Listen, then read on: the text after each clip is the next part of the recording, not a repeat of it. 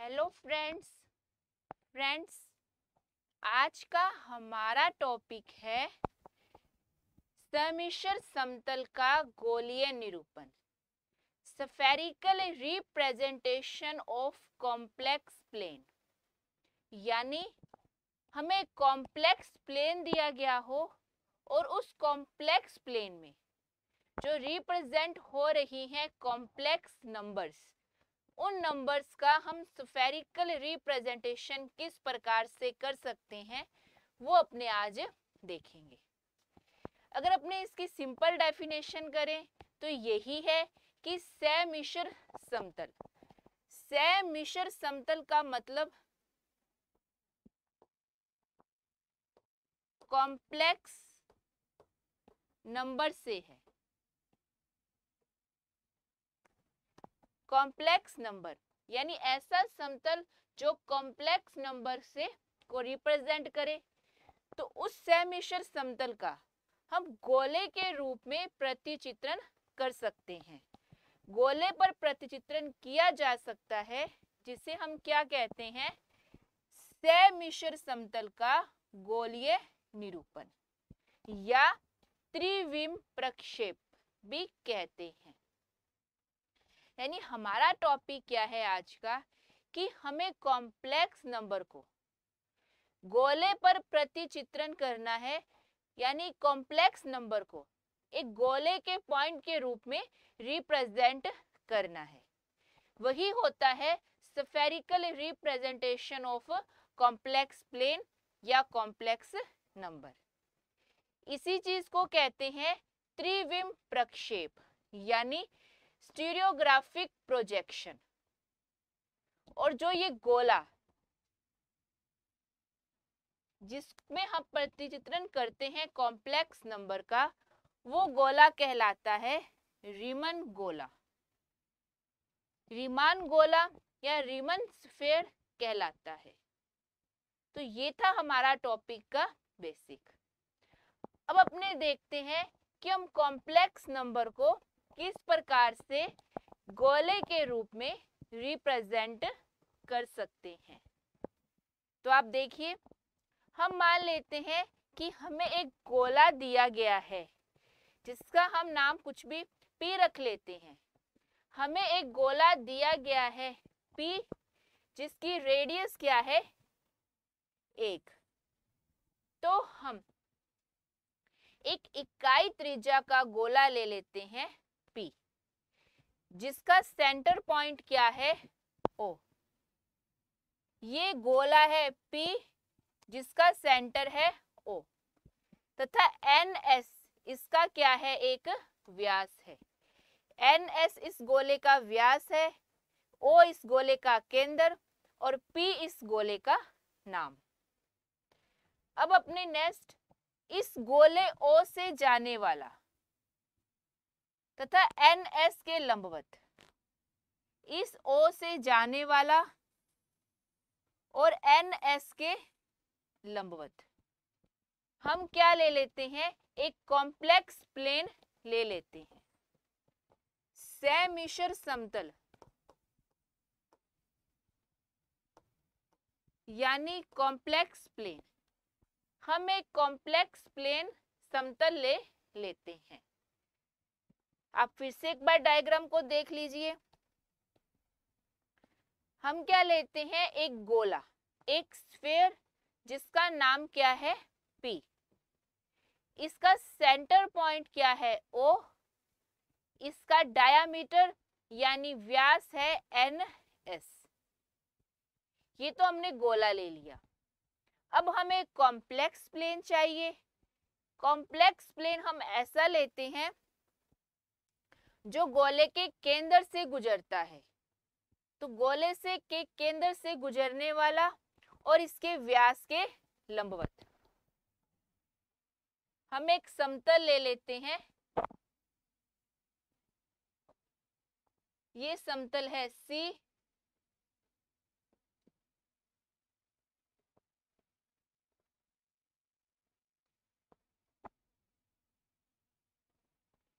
ये NS इस समतल के लंबवत है। अलग से आप इसको देख लीजिए। तो हमने एक गोला ले लिया, हमने एक समतल ले लिया। अब इस सी समतल, इस कॉम्प्लेक्स प्लेन में जो समिश्र संख्याएं होंगी उससे हम गोले के बिंदुओं के रूप में रिप्रेजेंट करेंगे। कैसे करेंगे हम देखते हैं। हम ले लेते हैं कि इस समतल सी पर ए कोई बिंदु है। इस समतल, ये जो समतल सी है, इस पर यहां हम कोई बिंदु ए ले लेते हैं। अब आपको दो बातें ध्यान में रखनी है कि जब ये पॉइंट ए, दोनों इंपॉर्टेंट है,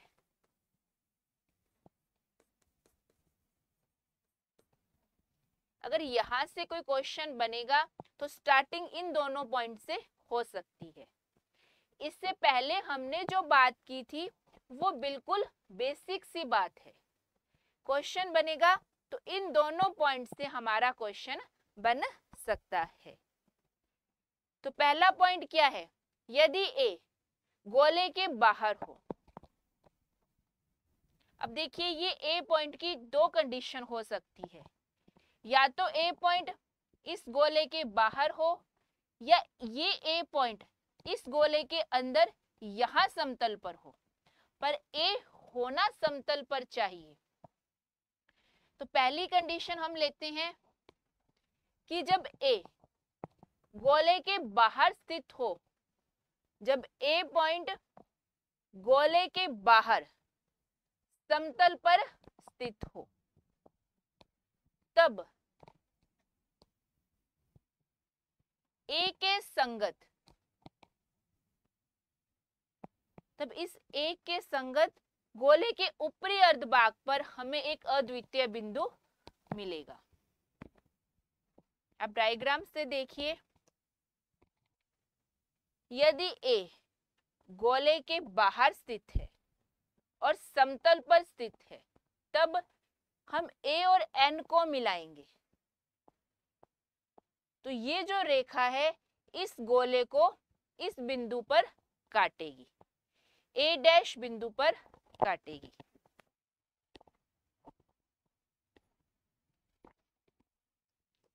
ए व एन को मिलाने वाली रेखा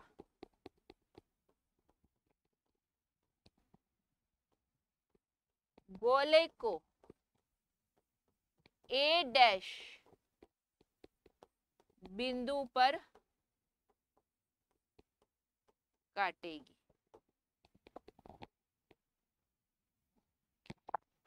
ए हमने गोले के बाहर समतल पर कोई बिंदु ले लिया। अब हम ए और एन को मिलाएंगे, तो ये रेखा इस गोले को ए डैश बिंदु पर काटेगी। यानी जब ए गोले के बाहर स्थित है, जब ए बिंदु गोले के बाहर समतल पर स्थित है, उस कंडीशन में इस ए के संगत इस गोले का ऊपरी अर्धभाग, ये इसका ऊपरी अर्धभाग, ये इसका निचला अर्धभाग, तो इसके ऊपरी अर्धभाग पर हमें एक बिंदु मिलेगा। कौन सा? ए डैश। और ये बिंदु यूनिक होगा, यानी हमें एक ऐसा एक ही बिंदु, यानी हमें ऐसा एक ही बिंदु मिलेगा। सेकंड पॉइंट, अब अगर ए पॉइंट गोले के अंदर की तरफ स्थित है, ए पॉइंट अब गोले के अंदर, यहां कहीं भी ए पॉइंट स्थित है पर होना समतल पर चाहिए, गोले के अंदर की ओर समतल पर स्थित है, तब इस ए के संगत गोले के निचले अर्धभाग पे हमें एक यूनिक पॉइंट मिलेगा। तो ये दो पॉइंट आपको ध्यान में रखने हैं। फिर से देख लीजिए, यदि ए गोले के बाहर स्थित है तो गोले के ऊपरी अर्धभाग पर ए के संगत बिंदु मिलेगा, और यदि ए गोले के अंदर स्थित है तो गोले के निचले अर्धभाग पर उसके संगत हमें एक बिंदु मिलेगा।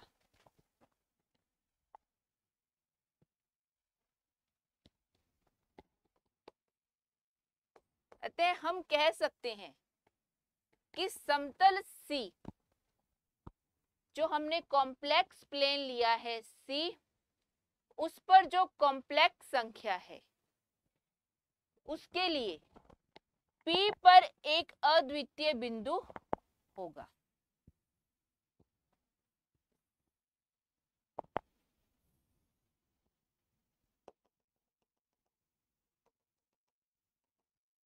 इन सब के लिए यहाँ एक अद्वितीय बिंदु होगा, और जो अंदर की तरफ बिंदु है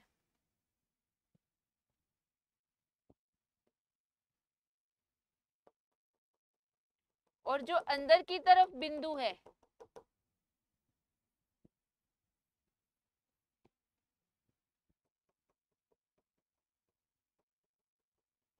उनके लिए यहाँ पॉइंट होगा।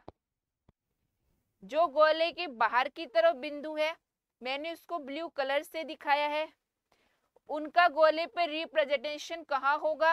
गोले के ऊपरी भाग में।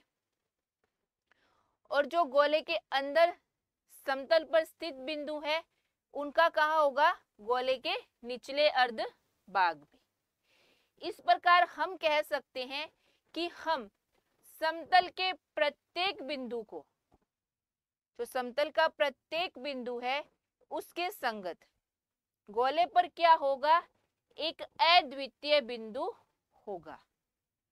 इसी प्रकार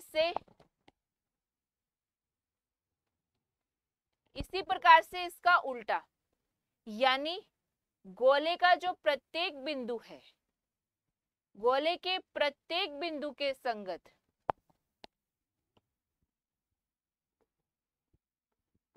इस n को छोड़ दें। गोले पर सारे बिंदु बस सिर्फ इस n पॉइंट को छोड़कर उन सब के संगत कॉम्प्लेक्स प्लेन में एक अद्वितीय बिंदु होगा।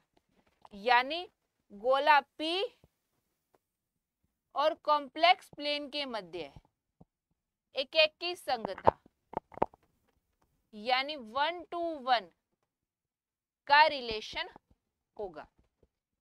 यानी अगर इस यहाँ कोई पॉइंट है, जैसे यहाँ कोई पॉइंट है, इसके संगत ये बिंदु, इस बिंदु के संगत ये, इनमें 1 to 1 का रिलेशन होगा। इस टॉपिक में से स्टेटमेंट वाले क्वेश्चन भी आ सकते हैं, उसके लिए हमें ये हिंदी समझना जरूरी है। तो यहाँ तक अपनों ने जितना भी टॉपिक किया है उसका ये इस डायग्राम में क्लियर हो रहा है। क्या है कि कॉम्प्लेक्स प्लेन के प्रत्येक बिंदु को गोले के रूप में दर्शाया जा सकता है।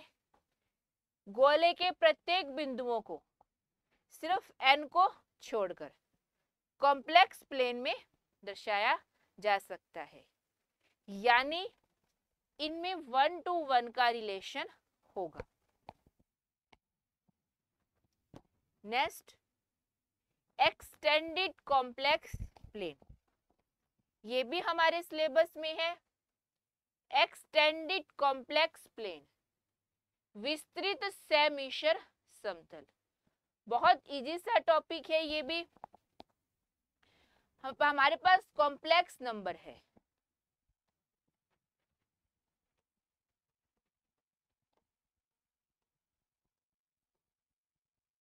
कॉम्प्लेक्स नंबर में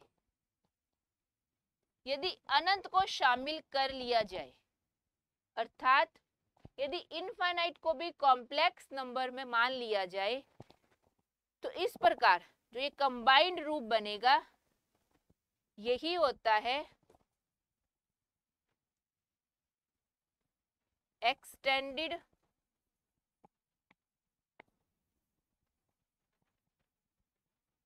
कॉम्प्लेक्स प्लेन। तो एक्सटेंडेड यानी विस्तृत समिश्र समतल, ये क्या होगा? जब इसके अंदर कॉम्प्लेक्स नंबर में अनंत को शामिल कर लिया जाए। जब अनंत को कॉम्प्लेक्स संख्याओं में शामिल कर लिया जाए तो उनके समतल को हम क्या कहते हैं? विस्तृत कॉम्प्लेक्स प्लेन कहते हैं। तो उस समतल को क्या कहा जाता है? विस्तृत कॉम्प्लेक्स प्लेन कहते हैं। नेक्स्ट, जब हमने सिंपल कॉम्प्लेक्स प्लेन की बात की थी तब हमने गोले के इस एन पॉइंट को छोड़ा था, एन को छोड़कर। लेकिन जब हम इनफाइनाइट को शामिल कर लेते हैं तो हमें एन को छोड़ने की जरूरत नहीं है। यानी विस्तृत समिश्र समतल में इनफाइनाइट के संगत गोले पर एक यूनिक पॉइंट विद्यमान होगा और वो कौन सा होगा? वो होगा एन।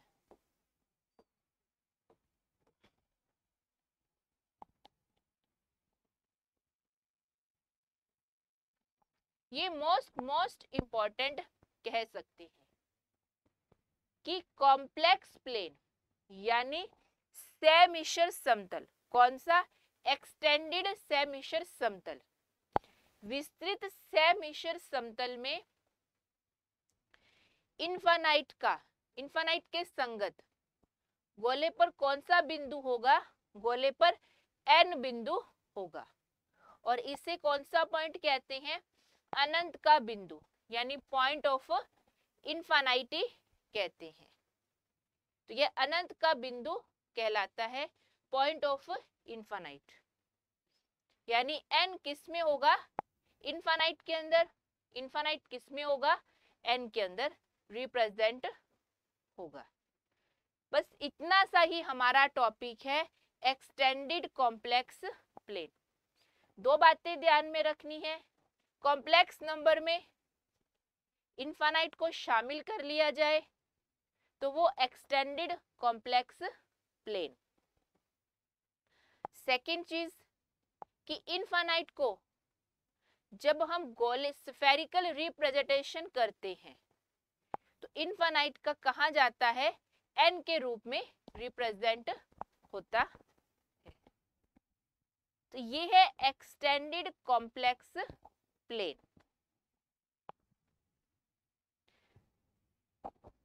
ये तीन बातें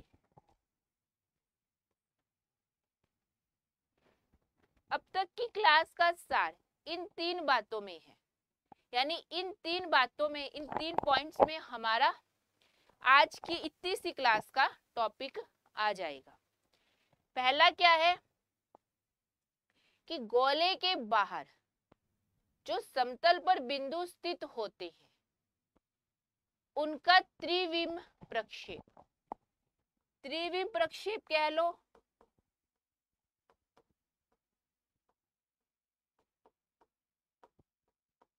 या गोलीय निरूपण कह लो, वो क्या होता है? गोले का ऊपरी अर्धभाग होता है और गोले के अंदर स्थित जो समतल पर स्थित बिंदु है उनका गोलीय निरूपण क्या होता है?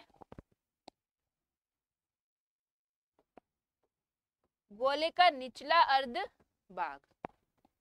और तीसरा पॉइंट, इनफाइनाइट का त्रिविम प्रक्षेप, गोले पर स्थित बिंदु कौन सा होता है? एन होता है। ये तीन बातें आपको ध्यान में रखनी है त्रिविम प्रक्षेप के अंदर। गोले के बाहर तो गोले का ऊपरी भाग, गोले के अंदर स्थित तो निचला भाग, इनफाइनाइट एन को। बस ये तीन बातें आपको ध्यान में रखनी है। ये तो हमने बात कर ली बेसिक हिंदी के रूप में, एक उसका बेसिक सी बात। अब मैथमेटिकल रूप में अपने बात करते हैं। दो तीन पॉइंट अपने और देख लेते हैं इसके। समिश्र संख्याओं को हम एक गोले के बिंदुओं के रूप में निरूपित कर सकते हैं। यही तो गोलीय निरूपण की डेफिनेशन है। क्या डेफिनेशन है गोलीय निरूपण की? कि समिश्र संख्याओं को गोले के बिंदुओं के रूप में निरूपण करना ही गोलीय निरूपण कहलाता है। तो कॉम्प्लेक्स नंबर को गोले के बिंदुओं के रूप में निरूपित किया जा सकता है। नेक्स्ट, हमारे पास दो बिंदु आए थे N और S, जो इसका डायामीटर थे। N और S, जो इसका डायामीटर N है वो नॉर्थ पोल कहलाता है, नॉर्थ पोल यानी उत्तरी ध्रुव।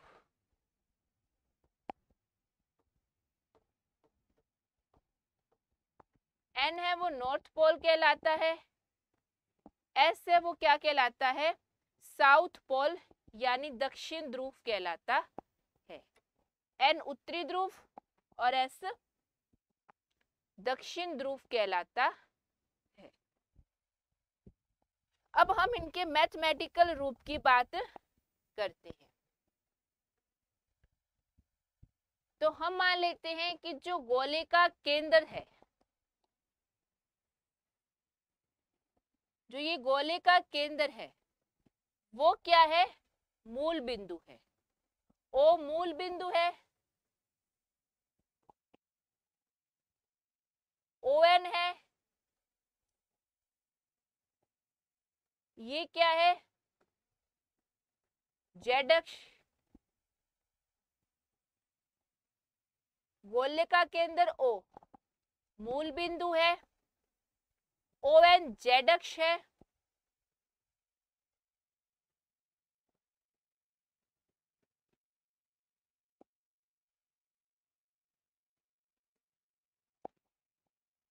समतल C पर दो लंबवत रेखाएं, एक X अक्ष है और एक Y अक्ष।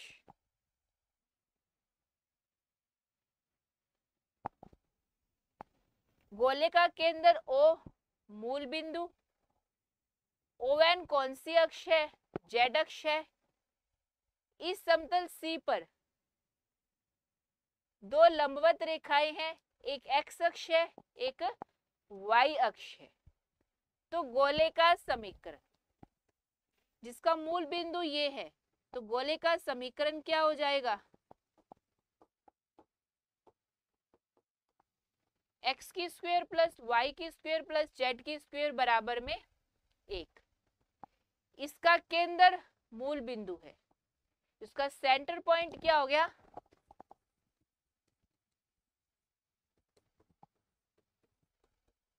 और इसकी रेडियस। जब हमने ये टॉपिक स्टार्ट किया था तब हमने P कैसा गोला माना था, इकाई त्रिज्या का। तो इसकी त्रिज्या कितनी हो गई, 1। ये इसकी त्रिज्या है 1। अब समतल C का समीकरण भी लिख लेते हैं।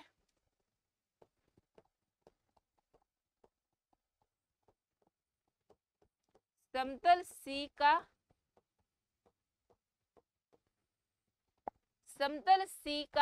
समीकरण, समतल C कौन सा है,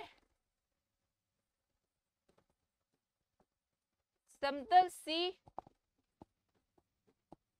XY तल है। जो समतल C है वो कौन सा तल है, XY तल। XY तल है तो XY तल पर Z का मान कितना, 0। तो समतल का समीकरण क्या आ गया, Z बराबर में 0। ये गोले का समीकरण, ये समतल का समीकरण। हमने यहाँ एक पॉइंट A माना था, इसके संगत हमें यहाँ पॉइंट मिला था A डैश। अब आगे देखो, माना A के निर्देशांक A कौन से तल पर है, XY तल पर है। तो इसका Z निर्देशांक क्या हो जाएगा, 0।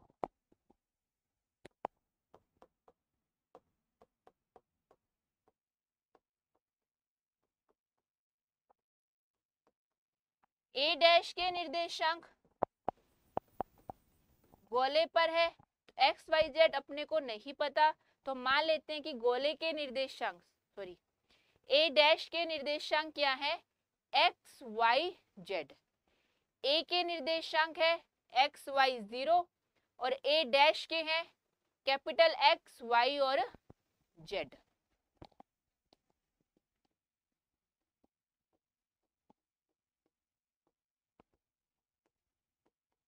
और एन के निर्देशांक, एन का है जेड अक्ष पर है, तो जेड अक्ष पर x0,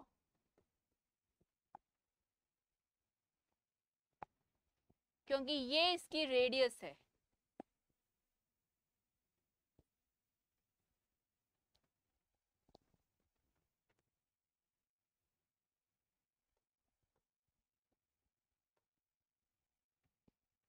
ON गोले की त्रिज्या है, तो ON बराबर में 1। तो n के निर्देशांक के आगे 0 0 1,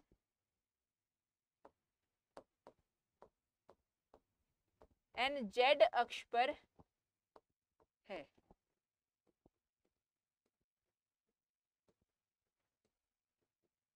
जिसके कारण इसके x व y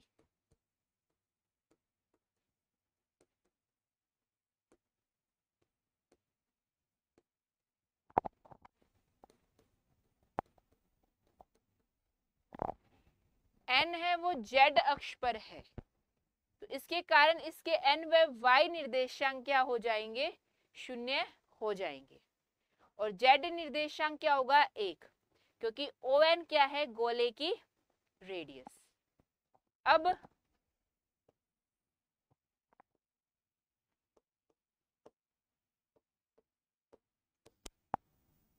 एन ए डैश ए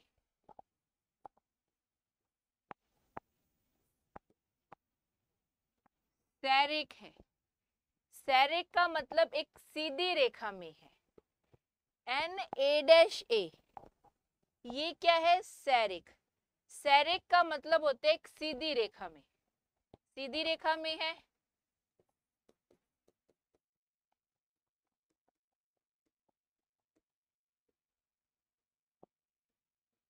ये तीनों एक सीधी रेखा में है। सीधी रेखा में है तो इनके दिक् अनुपात क्या रहेंगे, सेम रहेंगे। एन ए के दिक् अनुपात x minus 0, y minus 0, z minus 1। N A के दिक् अनुपात ये होंगे, एन ए डैश के ये, फिर एन ए के दिक् अनुपात ज्ञात करें, x minus 0, y minus 0, 0 minus 1।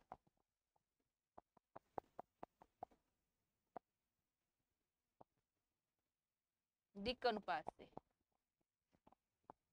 क्योंकि N A dash A ceric है, एक सीधी रेखा में है। सीधी रेखा में है तो इनके जो दिक् अनुपात आएंगे उनका रेशो सेम रहेगा। तो अपने इसको आगे हल कर लेते हैं। क्या बनेगा, ये x बटा में x, y बटा में y,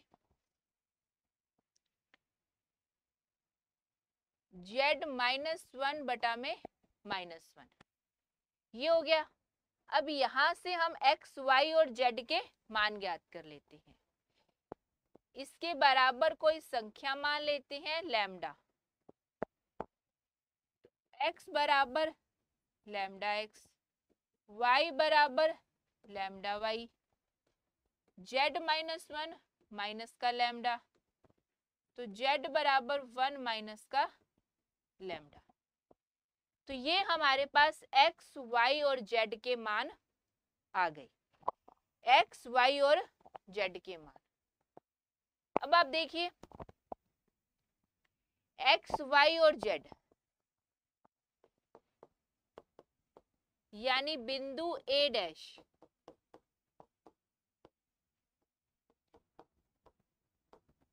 गोले पर स्थित है। अतः ये गोले पर स्थित है, अतः गोले के समीकरण से, तो ये गोले के समीकरण को संतुष्ट करेंगे एक्स वाई जेड। तो क्या हो जाएगा, एक्स की स्क्वायर वाई की स्क्वायर जेड की स्क्वायर बराबर में 1। एक्स का मान लैम्डा एक्स की स्क्वायर लैम्डा वाई की स्क्वायर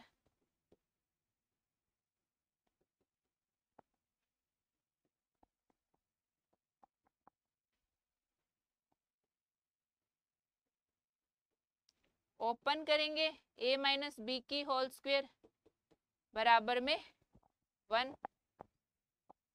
इस 1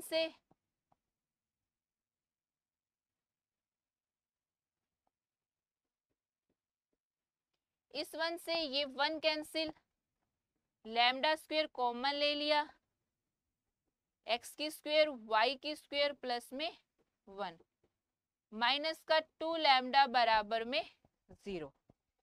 आगे इसको हल करेंगे तो हमें क्या मिल रहा है, लैम्डा स्क्वायर एक्स की स्क्वायर वाई की स्क्वायर 1 बराबर में 2 लैम्डा।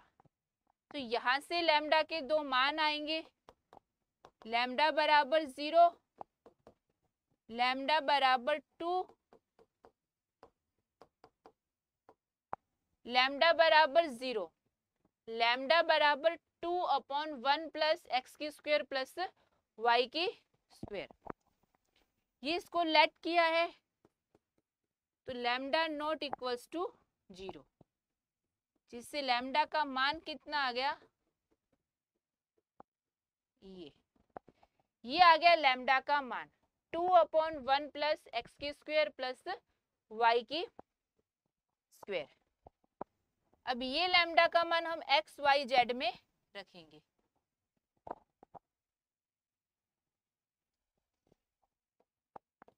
एक्स बराबर में lambda x 2x 1 plus x की स्क्वायर प्लस वाई की स्क्वायर, एक्स की स्क्वायर प्लस वाई की स्क्वायर, ये y बराबर में लैम्डा वाई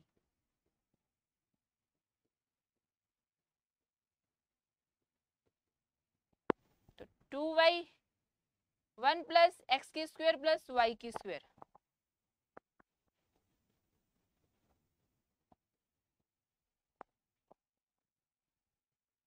z बराबर x plus iota y, z मापांक एक्स की स्क्वायर प्लस वाई की स्क्वायर मापांक की स्क्वायर एक्स की स्क्वायर प्लस वाई की स्क्वायर, एक्स की स्क्वायर प्लस वाई की स्क्वायर हम क्या लिख सकते हैं, मॉड जेड की स्क्वायर प्लस 1।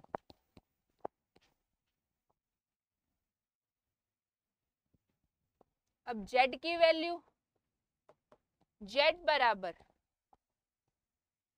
1 माइनस का लैम्डा, z बराबर 1 माइनस का लैम्डा 1 माइनस 1 प्लस एक्स की स्क्वायर प्लस वाई की स्क्वायर, लघुत्तम लिया,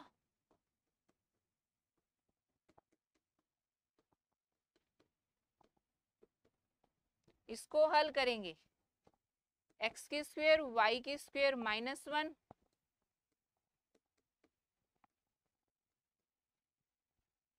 जेड के फॉर्म में बनाएंगे तो मापांक जेड की स्क्वायर -1 मापांक जेड की स्क्वायर प्लस का 1।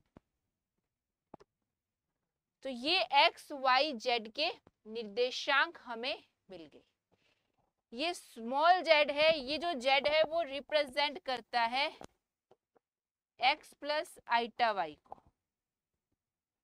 और जो ये z है कैपिटल Z, ये है निर्देशांक किसका, गोले पर स्थित किसी बिंदु के z निर्देशांक है। तो x y z के मान प्राप्त हो गए। तो इस प्रकार से हम कह सकते हैं समतल C पर कोई कॉम्प्लेक्स संख्या स्थित हो x प्लस आइटा y, उसके संगत गोले पर कोई बिंदु a डैश स्थित है, तो उस a डैश के निर्देशांक, ये आपको ध्यान में रखना है।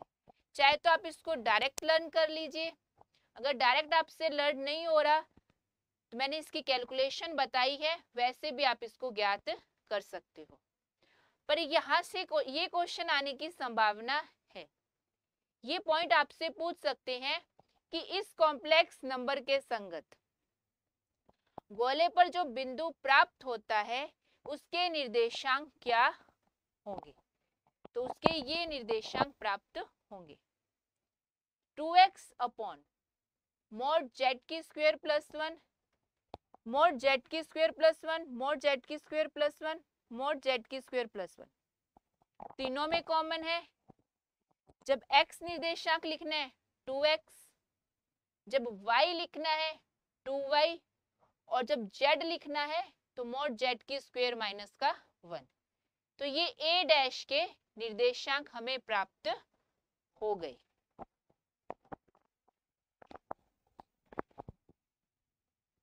नेक्स्ट,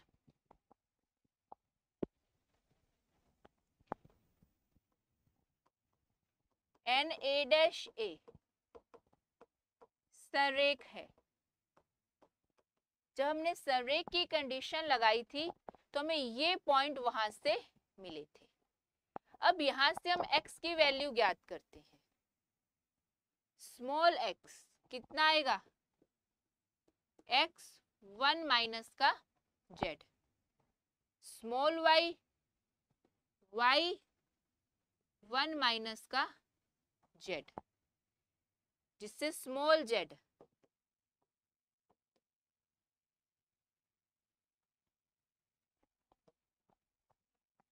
स्मॉल z क्या हो जाएगा,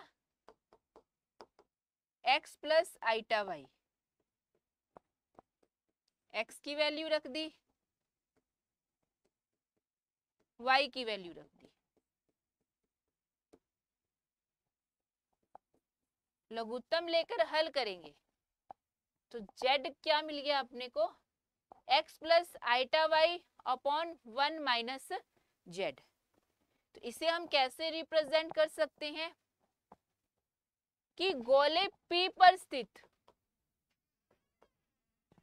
कोई बिंदु है x y z, उसके संगत समतल C में एक कॉम्प्लेक्स संख्या विद्यमान होगी। कौन सी, x जो भी अपने फाइंड की है, x plus iota y 1 minus का z, या इसको अलग अलग ऐसे लिख सकते हैं,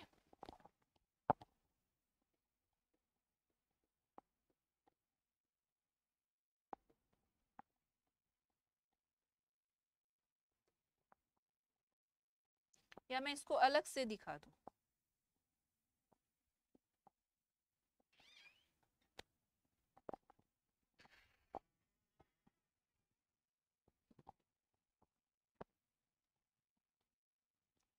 यानी अपने पास a डैश है,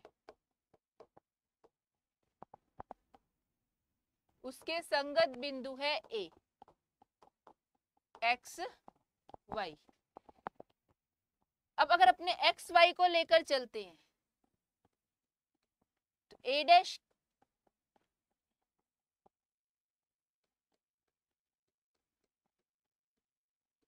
टू वाई, नीचे वाला सेम, z मापांक की square minus 1,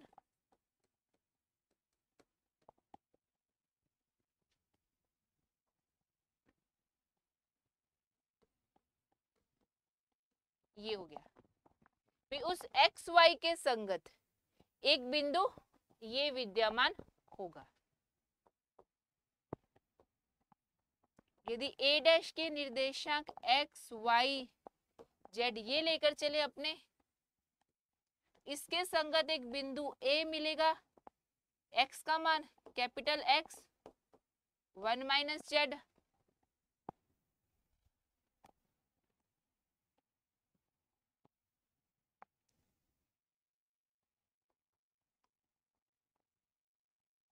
capital Y 1 minus Z, और इसका z निर्देशांक तो 0 है। तो आपको ये चीज ध्यान में रखनी है, ये इतना सा मैटर है, ये मोस्ट इंपॉर्टेंट कह लीजिए। a डैश के संगत बिंदु a है, a के संगत बिंदु a डैश है। यदि हम a x y लेकर चलते हैं तो इसके संगत हमें बिंदु मिलेगा a डैश ये वाला, और यदि हम a dash capital X Y Z लेकर चलते हैं, इसके संगत बिंदु मिलेगा a, जिसके निर्देशांक x capital X upon 1 minus Z, capital Y 1 minus Z और 0। जैसे एग्जामिनर यहाँ क्वेश्चन भी दे सकता है, कैसा कि a डैश के निर्देशांक दे दिए,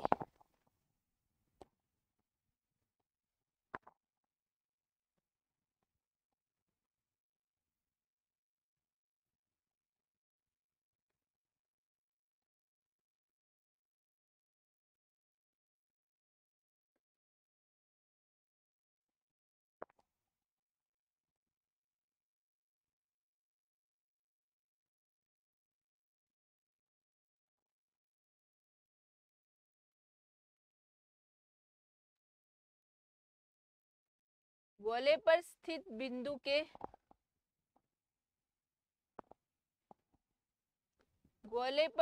बिंदु के संगत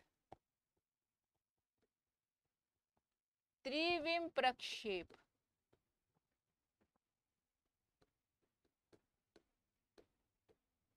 या गोलीय निरूपण,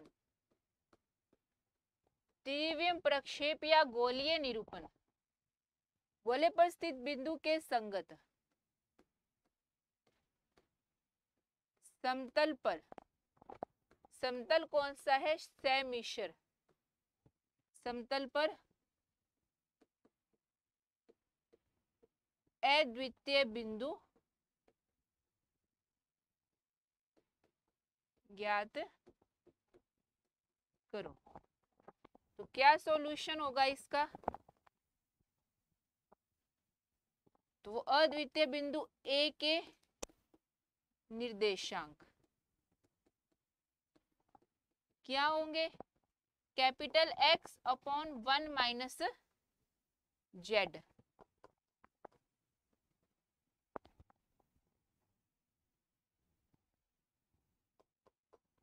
कैपिटल Y 1 माइनस जेड और 0। मान रख लीजिए, कैपिटल X का मान 2, 1 माइनस जेड का मान 2, कैपिटल Y का मान 1, 1 माइनस का जेड, जेड का मान 2, 0, 1 माइनस 2 माइनस 1, माइनस 1, 0, यानी 2 1 2 के संगत हमें कौन सा बिंदु मिल गया, कॉम्प्लेक्स प्लेन पर ये, और इसे कॉम्प्लेक्स फॉर्म में दिखाएंगे तो z बराबर -2 माइनस का आइटा, तो ये हमें इसका कॉम्प्लेक्स नंबर मिल गया। अब आगे नेक्स्ट देखिए आप, ऐसा क्वेश्चन बन सकता है पर इस क्वेश्चन के बनने के चांसेस कम है, इसकी बजाय एग्जामिनर इस क्वेश्चन से आपसे क्वेश्चन पूछ सकता है। नेक्स्ट, गोलीय निरूपण के अंदर वृत्तों के प्रक्षेप, वृत्त या सरल रेखाएं होती हैं। जब हम गोलीय निरूपण करते हैं, स्फेरिकल रिप्रेजेंटेशन करते हैं, तब जो वृत्त हैं उनका प्रोजेक्शन करें तो वो या तो वृत्त बनेंगे या फिर सरल रेखाएं बनेंगी। आपको ये स्टेटमेंट ध्यान में रखना है कि गोलीय निरूपण के अंतर्गत जो वृत्त हैं उनके प्रक्षेप या तो वृत्त होती हैं या फिर सरल रेखाएं होती हैं। गोलीय निरूपण के अंतर्गत वृत्तों के प्रक्षेप वृत्त होंगे या फिर सरल रेखाएं। अब ये कैसे होंगी वो अपने देखते हैं, वो अपने कैलकुलेशन उसको देखते हैं। तो गोले P का समीकरण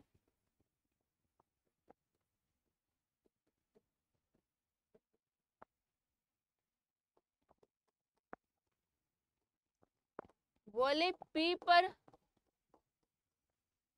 स्थित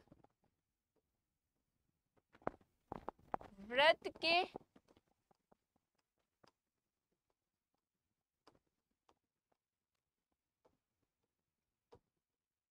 समतल का समीकरण।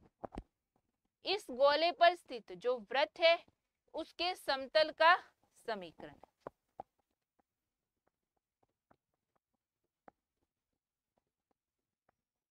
व्यापक रूप में समतल का समीकरण यही होता है ax plus b y plus c z plus d बराबर में 0।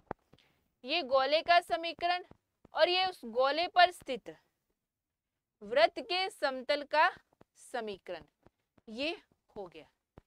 अपने आगे देखते हैं।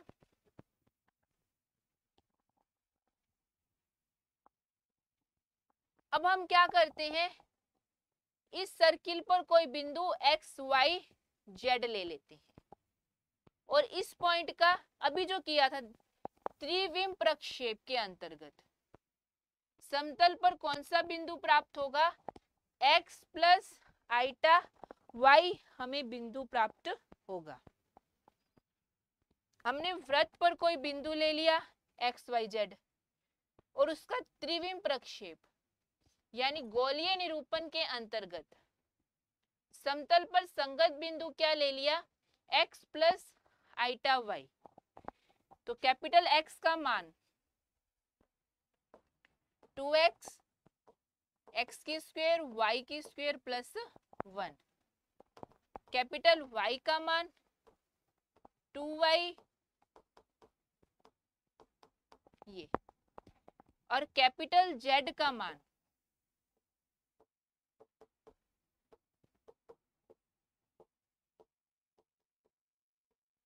ये। अब x y z वृत्त के समतल पर स्थित कोई बिंदु है, अतः यह वृत्त के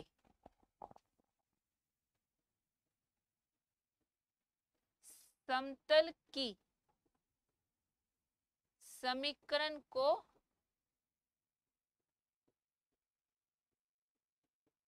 संतुष्ट करेंगे। और वृत्त के समतल की समीकरण क्या है, ax by बराबर में 0, x की वैल्यू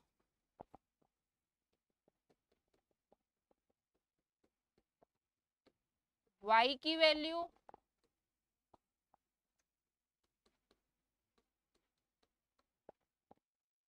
z की वैल्यू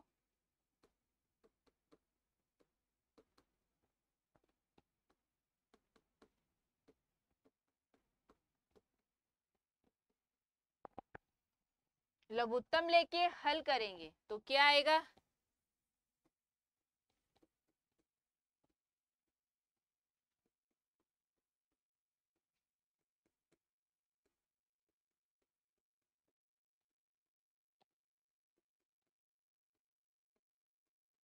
बराबर में 0। जब हम इसका लघुत्तम ले लेंगे, लघुत्तम लेके हल करेंगे तो ये वैल्यू यहां से हम कॉमन ले लेंगे, x की स्क्वायर प्लस y की स्क्वायर, तो अंदर क्या बन गया, c प्लस में d, 2ax 2by, c का मल्टीप्लाई किया माइनस का c प्लस का d बराबर में 0। तो ये क्या बन गया, c प्लस d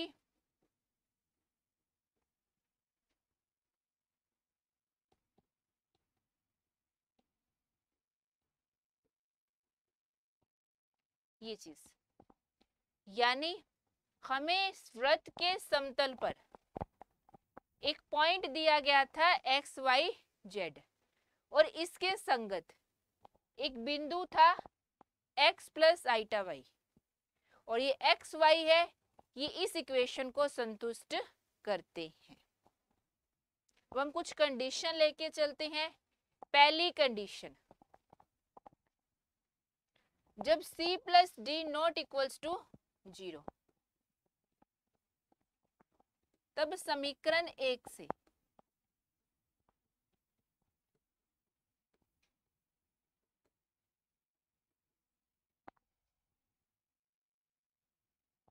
इधर ले आएंगे तो c माइनस का d, c plus d not equals to 0, तो सबसे इसका भाग दे देते हैं अपने,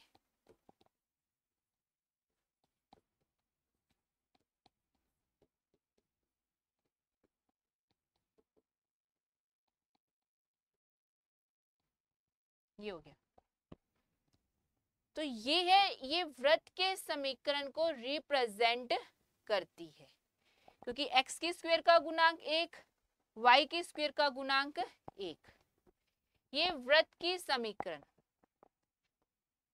x की स्क्वायर y की स्क्वायर 2gx 2fy प्लस में c बराबर 0, ये वृत्त की समीकरण का स्टैंडर्ड फॉर्म। चाहे तो आप इसको इधर ले आओ,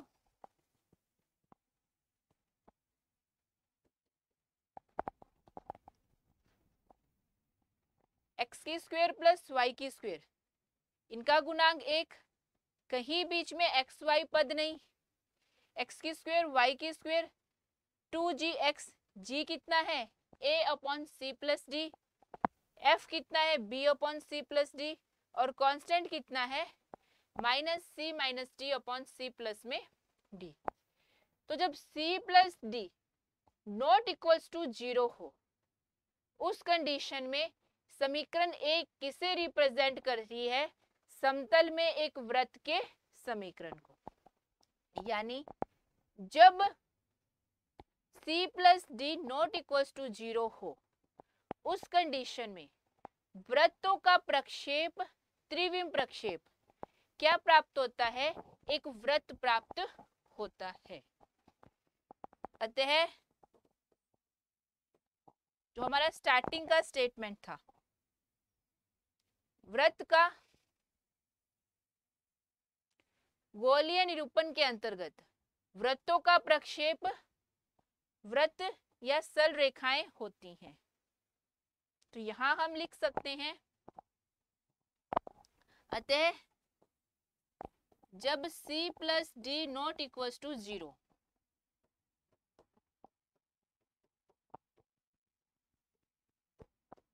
तो गोलीय निरूपण में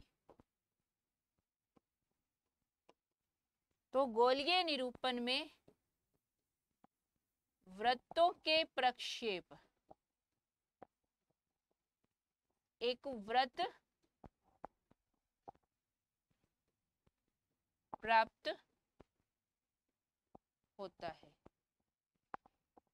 ये आपको स्टेटमेंट ध्यान में रखना है। वैसे याद करो तो बेस्ट है, नहीं है तो फिर भी आप इस तरह से उसको एग्जाम में आप फाइंड कर सकते हो। देखो, ये जो हमने स्टार्टिंग में स्टेटमेंट लिखा था, ये जनरलाइज्ड है कि गोलीय निरूपण के अंतर्गत जो वृत्त है उसका जो प्रक्षेप बनेगा या तो वृत्त बनेगा या फिर सरल रेखाएं।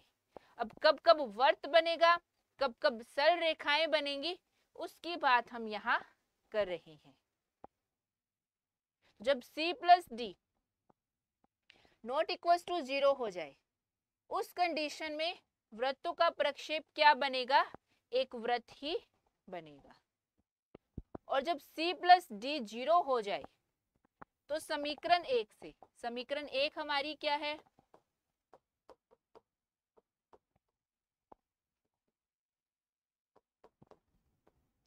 To a x two b y, g बराबर में लिख लीजिए, बराबर में 0। c प्लस डी 0 हो जाए तो ये पूरी term 0, two a x two b y d minus c बराबर में 0। ये इक्वेशन किसकी है, एक सरल रेखा की।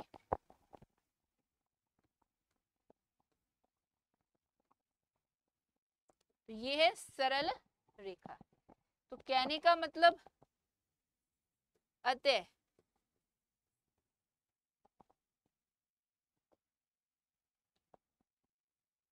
जब c प्लस डी बराबर 0 तो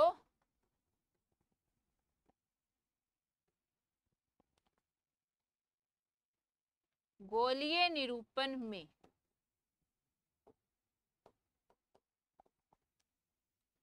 वृत्तों का प्रक्षेप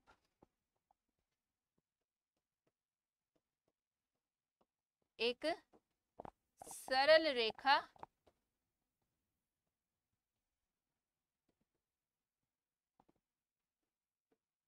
प्राप्त होती है।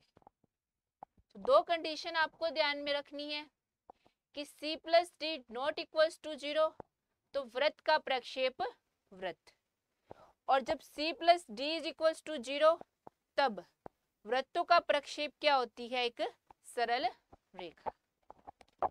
नेक्स्ट, यदि वृत्त का समतल उत्तरी ध्रुव से गुजरता है, उत्तरी ध्रुव यानी 0 0 1, और वृत्त के समतल का समीकरण क्या है,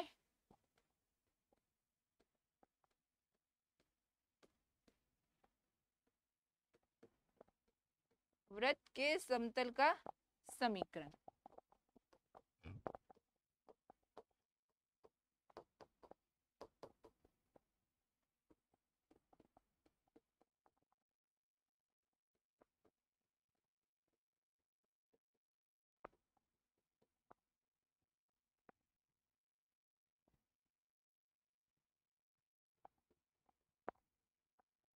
c plus d is equals to 0। जब वृत्त का समतल उत्तरी ध्रुव से गुजरे तो हमें ये कंडीशन मिलेगी c plus d is equals to 0। और ये कंडीशन किसकी है, वृत्तों के प्रक्षेप किसके अंदर, अभी थोड़ी देर पहले देखा था, सरल रेखा के अंतर्गत। यानी हम कह सकते हैं कि जब वृत्त का समतल उत्तरी ध्रुव से गुजरेगा तब वृत्तों का प्रक्षेप क्या मिलेगा अपने को, एक सरल रेखा मिलेगी। हम तीनों का एक सार के रूप में इस प्रकार से भी लिख सकते हैं, आप देखिए,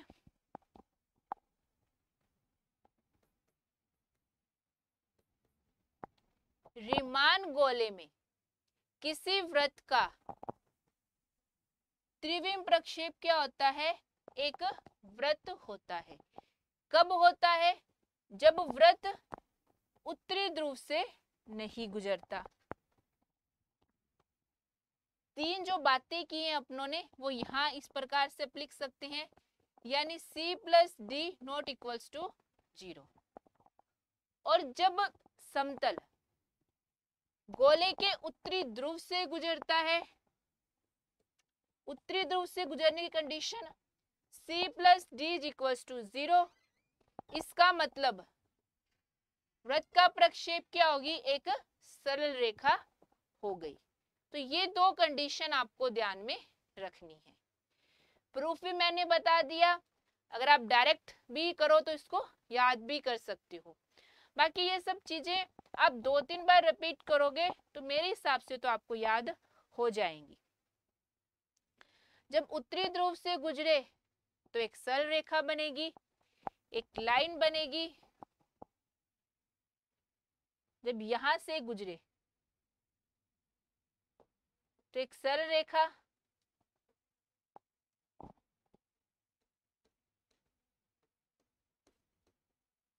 जब वृत्त का समतल इस उत्तरी ध्रुव से गुजरे तो हमें एक लाइन मिलेगी प्रक्षेप के अंतर्गत, और उत्तरी ध्रुव से ना गुजरे तो हमें क्या मिलेगा, एक वृत्त मिलेगा। नेक्स्ट 4 नंबर पॉइंट, यदि वृत्त का समतल सी समतल के समानांतर है, तो पहले तो हम सी समतल की बात करते हैं। सी समतल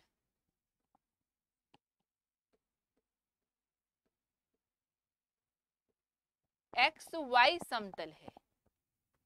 सी समतल की बात करें तो सी समतल कौन सा है, कॉम्प्लेक्स प्लेन एक्स वाई समतल है। यदि वृत्त का समतल सी समतल के समानांतर है,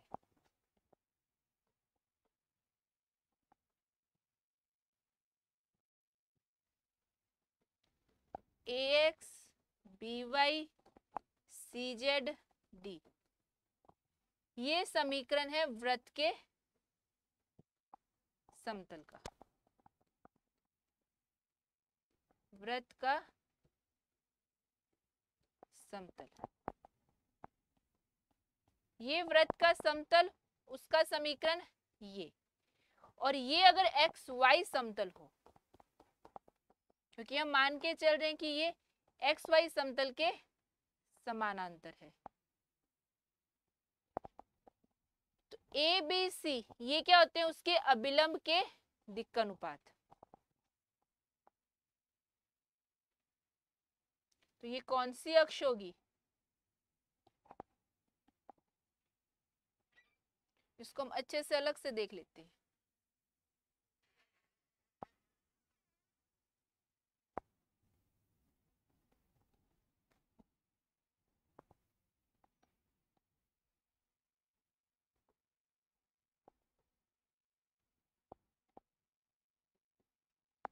ये समतल है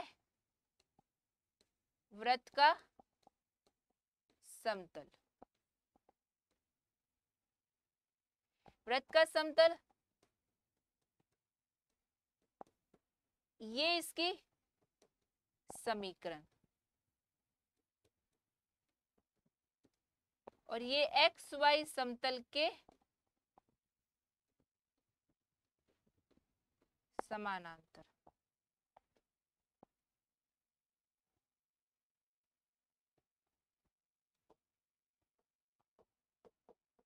ये इस समतल का अभिलंब है। ये वृत्त का समतल, इसका समीकरण ये एक्स वाई समतल के समानांतर, ये इसका अभिलंब, और ये क्या है, जेड अक्ष के समानांतर। तो जेड अक्ष के समानांतर है, तो इसके जो दिक् अनुपात आएंगे ए बी सी, उस दिक् अनुपात में से ए बी सी तो 0 हो जाएंगे, क्योंकि ये जेड अक्ष के समानांतर है। तो इस अभिलंब के दिक् अनुपात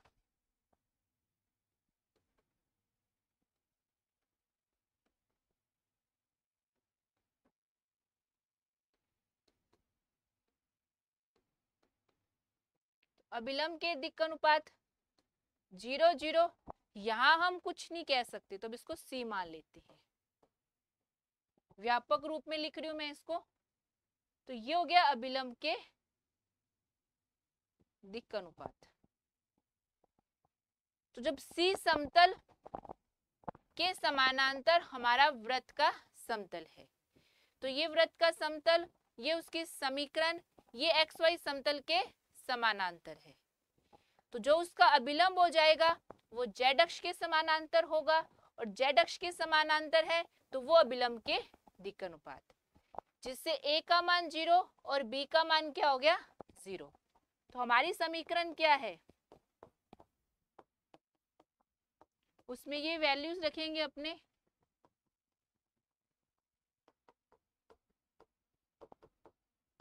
डी माइनस सी बराबर में ए का मान 0, बी का मान 0, सी प्लस डी इधर ले आए। तो जब हमारा समतल जो जिसका अपनों ने प्रक्षेप ज्ञात करना है वो सी समतल के समानांतर है, तो उसका प्रक्षेप एक वृत्त मिलेगा। वृत्त कैसा, इकाई त्रिज्या का, जिसका केंद्र 0 0 होगा। तो इस स्थिति में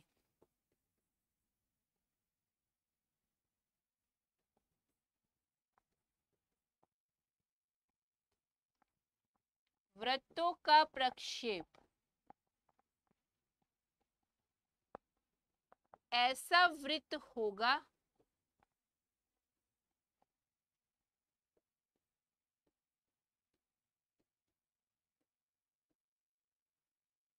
जिसका केंद्र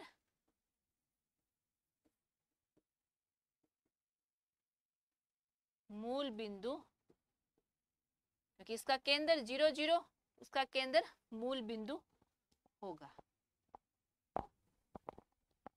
नेक्स्ट लास्ट कंडीशन हमारी, जब वृत्त का समतल दोनों ध्रुवों से गुजरे, ये एन ये एस, जब हमारा जो वृत्त का समतल है वो इस बिंदु से गुजरे, एन और एस से गुजरे, और ये कौन सी अक्ष है, ये जेड अक्ष है, इसके निर्देशांक 0 0 1 0 0 -1। तो उस कंडीशन में C बराबर 0, D बराबर 0। आप चाहे तो इसको वृत्त के समतल में रखकर देख सकते हो।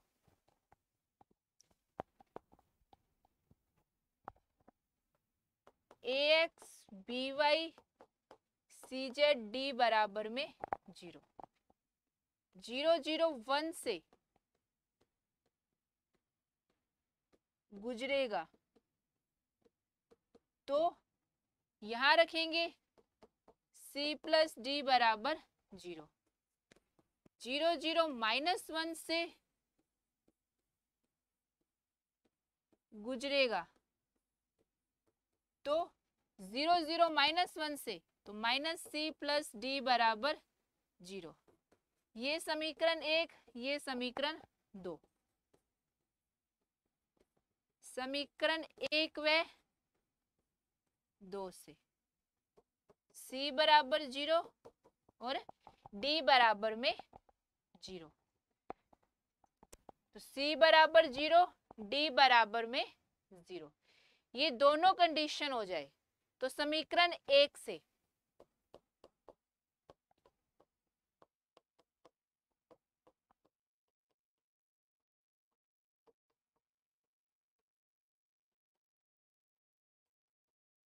C का मान 0, D का मान 0,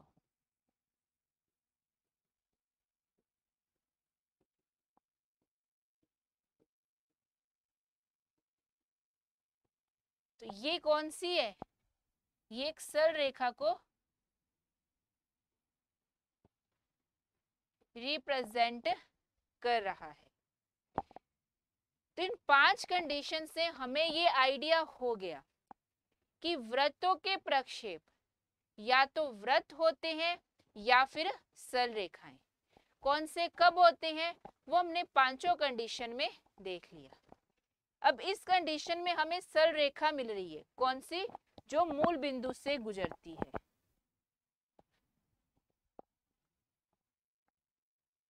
जो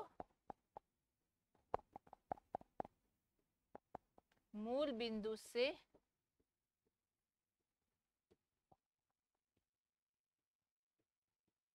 गुजरती है। बस इतना सा हमारा टॉपिक है गोलीय निरूपण का। गोलीय निरूपण, स्फेरिकल रिप्रेजेंटेशन और एक्सटेंडेड कॉम्प्लेक्स प्लेन। एक बार अपने फिर से देख लेते हैं भी आपको इनमें कौन कौन सी चीजें ध्यान में रखनी है। कॉम्प्लेक्स, एक्सटेंडेड कॉम्प्लेक्स प्लेन, इसमें इनफाइनाइट को शामिल करना है, ये पॉइंट आपको ध्यान में रखना है। दूसरा, एन को इनफाइनाइट में, इनफाइनाइट को एन में, 2 पॉइंट। तीसरी बात आपको ये चीज ध्यान में रखनी है, बाहर है तो ऊपरी अर्धभाग में, अगर अंदर स्थित है पॉइंट तो नीचे अर्धभाग में, एन है तो इनफाइनाइट को रिप्रेजेंट करेगा। ये मैथमेटिकल रूप है और इसमें आपको ये पॉइंट ध्यान में रखना है कि ए डैश ए में और इनमें रिलेशन है 1 to 1 का, ये आपको ध्यान में रखना है। जब एक्स वाई हो तो उसको ए डैश में इस रूप में दिखा सकते हैं, जब ए डैश हो तो उसको ए को इस रूप में दिखा सकते हैं।